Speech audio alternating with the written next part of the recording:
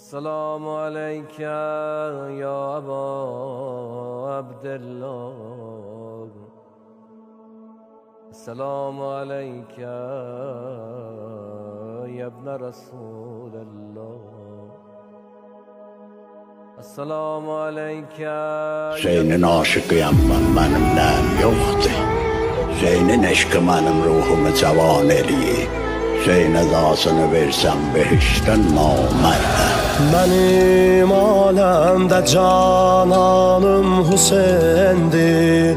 Yüreğim dert tapsa çarem Hüseyin'dir. İmamımdır, pənahim, dadi xahim. Vəli-i həyyə sübhanım Hüseyin'dir. Bir ayrı doktora yoktur niyazı. Ne derdim olsa dermanım Hüseyin'dir. Behiş ehli tevallanındır ama benim cennet perizvanım Hüseyin'dir. Dilde diyerdim ey Xuda, ben hala Kerbela'ya hala. Eşkim olup düşer bela, ben hala Kerbela hala. Apa Abdillah, Hüseyin sarallah. Apa Abdillah, Hüseyin sarallah.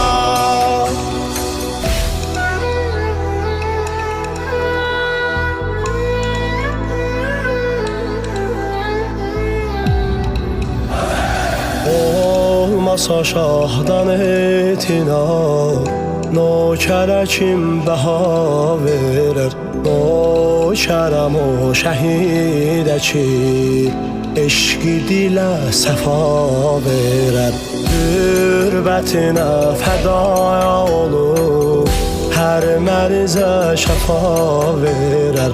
Aşıqı zaram ey Xuda, ömrüm sensiz olmasın. Ömrü geçip zaman dolar, tiflu dalıp caval olar. Tez dolalar kıyafeler, bel büküler kaman olar. Eşki Hüseyin'di ki fəqət, kalbi de cavidan olar. Sinədədir o kimi yar, ömrüm sensiz olmasın. Dilde diyerdim ey Xuda, ben hala Kerbela'ya hala. Eşkim olup düşer bela, ben hala Kerbela hala. Apa Abdillah, Hüseyin sarallah. أشهد أن لا إله إلا الله أشهد أن محمدا رسول الله أشهد أن عليا ولي الله السلام عليك يا أبا عبد الله. Sefaya